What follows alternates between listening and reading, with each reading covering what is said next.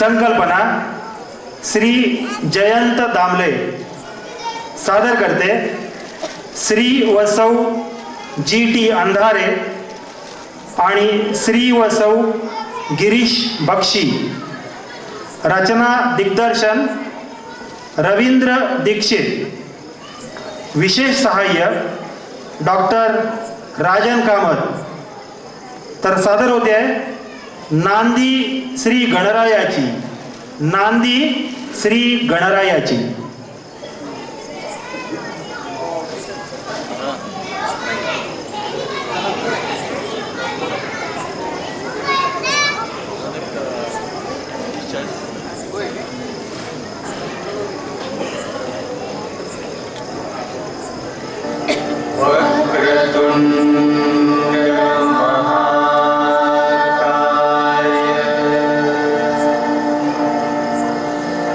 सूर्य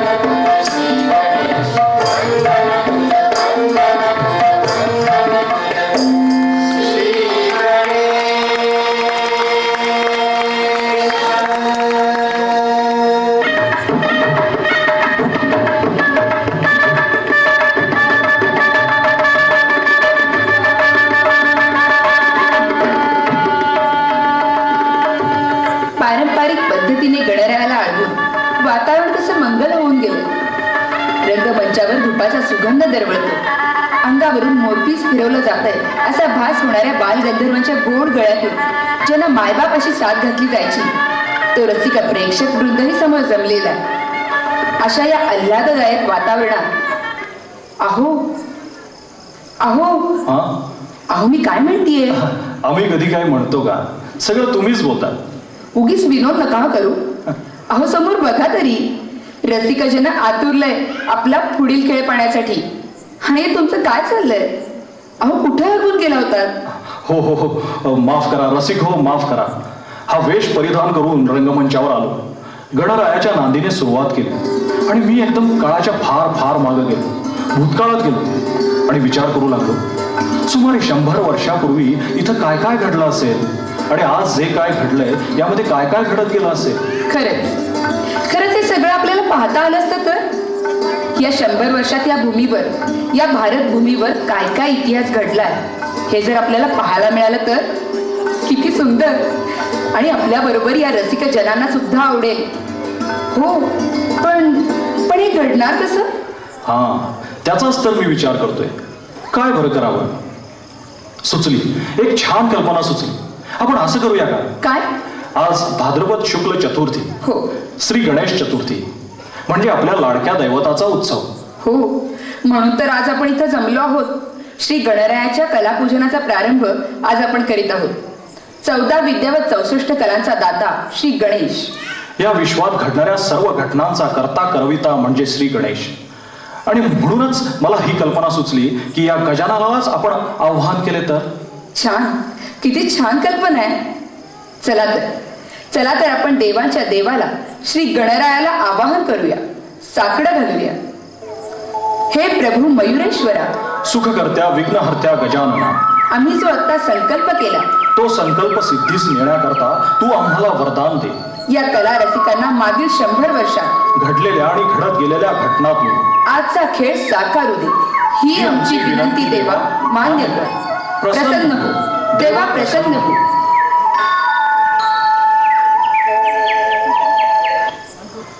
तथास्तु तथास्तु तथास्तु. कोण बोललं?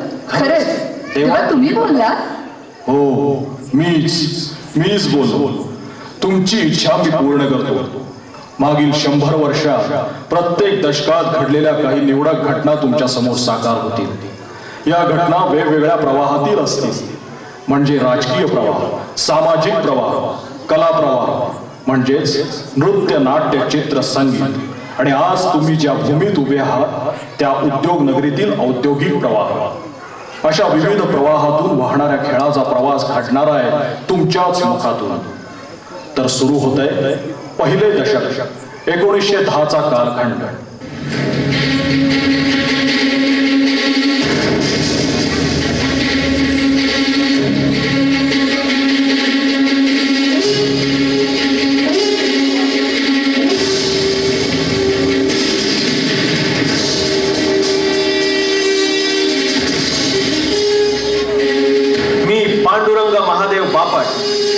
भवानी आईची, या नंग्या समशेरीची शपथ घेऊन अशी प्रतिज्ञा करतो की माझ्या परतंत्र भूमीला स्वतंत्र करण्यासाठी मी आजपासून यावत जीव काया वाचा मने सदैव झटेन आणि तिची हाक येताच तिच्या सेवेसाठी धावत जाईल. या कामी मला देहाचा होम करावा लागला तरी मी फिरून याच भरतखंडात जन्म घेईन आणि अपुरं राहिलेलं काम करून दाखवीन. ही माझी प्रतिज्ञा पूर्ण करण्यास माझा श्रीहरी मला जरूर ती बुद्धी, युक्ती आणि शक्ती देव. वंदे मातरम, वंदे मातरम, वंदे मातरम.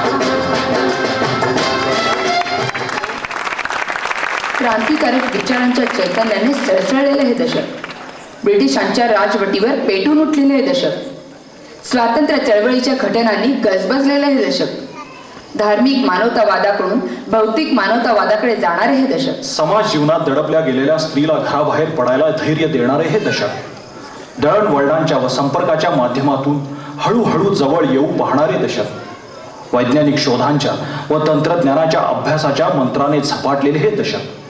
आणि याच दशकात असाच तंत्रज्ञानाच्या मंत्राने झपाटलेला एक महर्षी आपल्या उद्योगात तन मन धन वेचून कार्यरत झाला.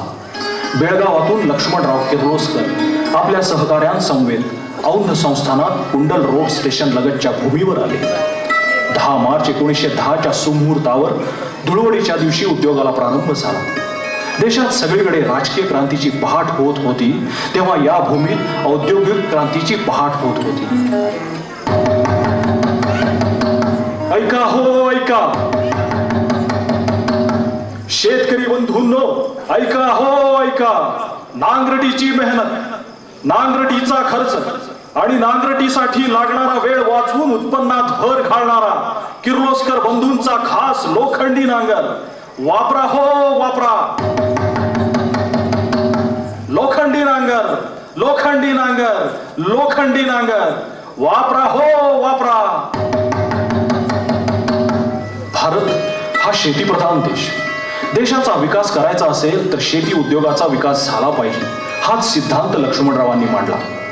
आणि शेतीला उपयुक्त व फायदेशीर साधने आपण तयार केली तर त्यास चांगली मागणीही येईल. याच विचारातून लोखंडी नांगराचा जन्म झाला. शेतकरी हा आपला ग्राहक आणि ग्राहकाच्या मागणीनुसार त्याला समाधानकारक माल देणे आणि ग्राहकाला संतुष्ट करणे या सुविचारातूनच या उद्योगाचा प्रारंभ झाला.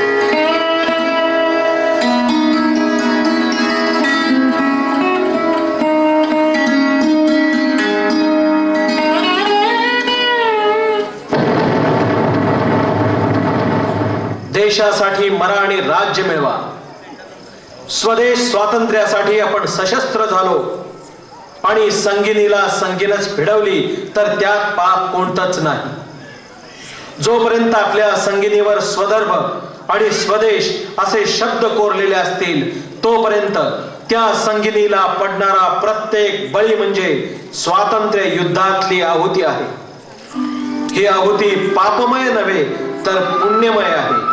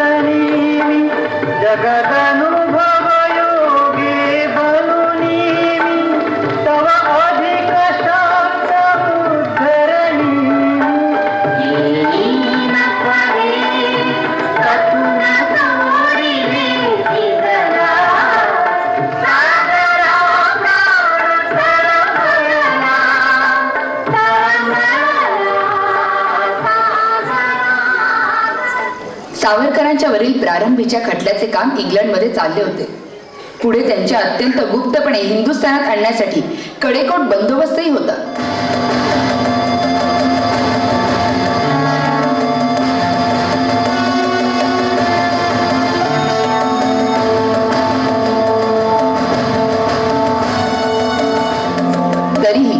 तरीही मी म्हणणाऱ्या कर्दनकाळ अधिकाऱ्यांच्या डोळ्यावर धूळ फेकून सावरकरांनी बोटीवरील वर्तुळाकार खिडकीतून उडी ठोकली आणि स्वतंत्र झाले. केवढे अद्भुत धाडस! त्रिखंडाने अक्षरशः तोंडात बोट घातले. परंतु पुढे कप्ताने ब्रिटिशांनी पुन्हा पकडून हिंदुस्थानात आणले आणि 50 वर्षाची शिक्षा ठोठावली. याही शिक्षेला जगाच्या इतिहासात तोड नाही. या दशकात पहिले महायुद्ध जरी संपले होते तरी ब्रिटिशांचे सैतानी अत्याचार सुरूच होते. याचा कहर म्हणजे अमृतसर शहराच्या मध्यभागी असलेल्या जालियनवाला बागेत हंसराज नावाचे देशभक्त जनसमुदायासमोर भाषण देत होते.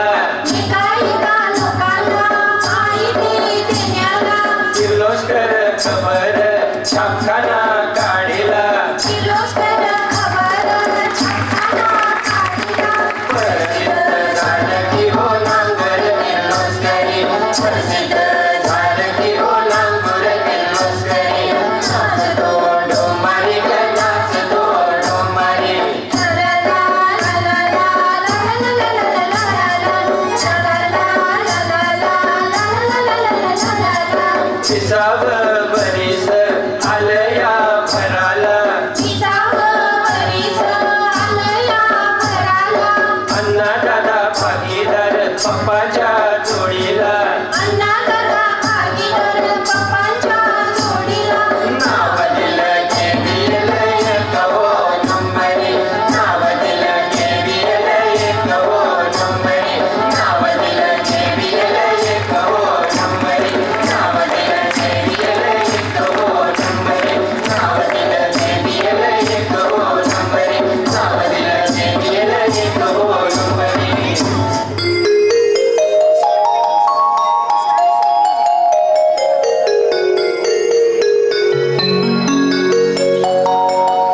बौद्धिक श्रम करणारे, शारीरिक श्रम करणारे सर्व श्रमजीवी कामगारांनी एकत्र येऊन लढले पाहिजे. आपल्याला स्वराज्य हवे आहे ते श्रीमंतांसाठी नव्हे तर कष्टकऱ्यांसाठी. एकजुटीने वागून तिचा तुम्ही राष्ट्रहितासाठी वापर केला तर आपल्याला स्वराज्य मिळायला वेळ लागणार नाही. अशा ह्या लोकमान्यांच्या चळवळीतील महत्वाचे कलम होते स्वदेशीची शिकवण आणि भारतीय बनावट. आणि त्या यांच्या वृत्तीमुळेच लक्ष्मणराव बलरामअण्णा त्यांचे अनुयायी बनले. स्वदेशी या नावाचा कोणताही डावडौल न करता, भाषणबाजी न करता स्वदेशीची शिकवण औद्योगिक मार्गाने प्रत्यक्षात आणली. भारतीय बनावटीची उत्पादने तयार करून उपलब्ध करून दिली. 1 ऑगस्ट 1920 रोजी स्वराज्याचा उद्घोष करणाऱ्या पहिल्या मंत्रद्रष्ट्याचा एका झंझावती जीवनाचा अंत झाला आणि देशाचा बुलंद आवाज शांत झाला. लोकमान्य गेले आणि 1920 चे दशक संपले.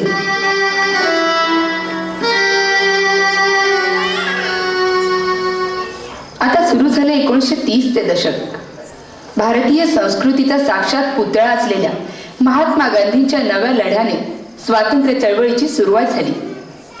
त्याचबरोबर चळवळीत कार्यरत झालेले लोकांचे लाडके नेते पंडित नेहरू असे एक एक हिरे उदयास येऊ लागले. 20 मार्च 1927 रोजी रायगड जिल्ह्यातील महाड गावात 15,000 दलित स्त्री पुरुषांचा प्रचंड मोर्चा विश्वेश्वराच्या देवळापासून चौदार तळ्याकडे निघाला.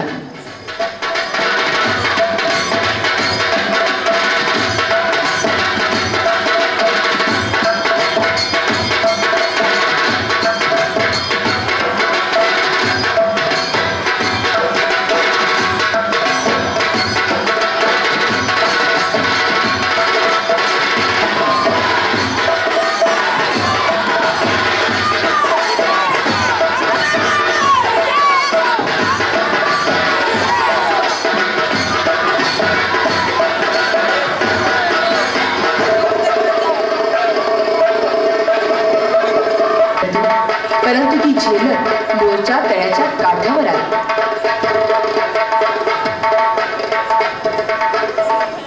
अग्नीमधून गेल्याखेरीज माणसाची शुद्धी होत नाही. भविष्यकाळ घडवण्यास सुखांचा, गरजांचा त्याग केला पाहिजे. हलांची पर्वा न करता एकसारखा झगडा चालू ठेवाल तरच तुम्हाला मुक्ती मिळेल.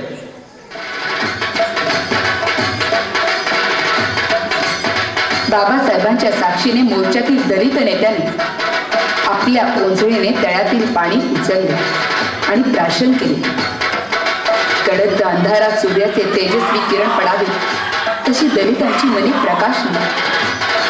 बाबासाहेब आंबेडकरांच्या रूपाने जणू सूर्यच उगवला होता आणि त्यामुळेच महाडच्या चौदार तळ्याचे पाणी अधिकच चौदार झाले.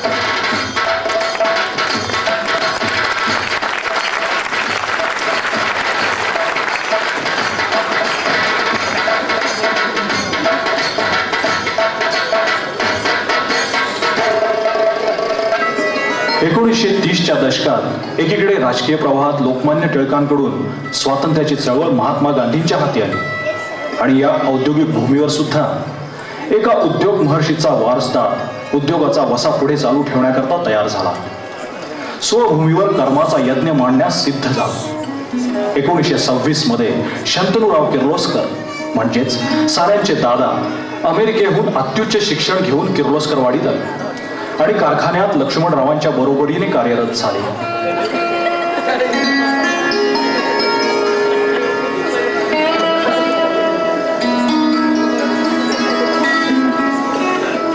ह्याच दशकात नांगर, उसाचा चरक, शेंगा फोडण्याचे यंत्र, पोलादी फर्निचर याचे उत्पादन मोठ्या जोमाने सुरू झाले.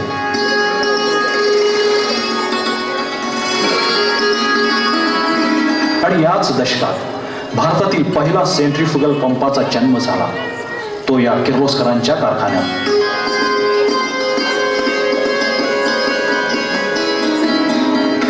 देशातील शेतकरी आनंदून गेला. त्याच्या समस्या किर्लोस्करी उत्पादनामुळे दूर होऊ लागल्या होत्या. नांगरामुळे नांगरणी होऊ लागली, मळणी यंत्रामुळे मळणी होऊ लागली आणि आता पंपामुळे शेतात पिके डोलू लागली. शेतकरी नाचू लागला.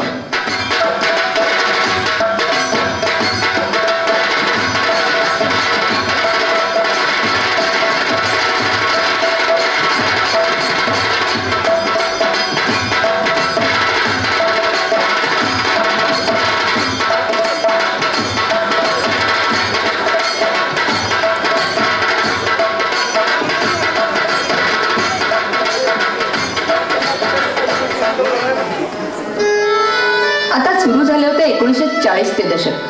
खानदेशातील शेतकऱ्यांचे मात्र अतिवृष्टीने नुकसान झाले होते. पीक सारे बुडून गेले. शेतकऱ्यांच्यावर हालाखीची परिस्थिती आली.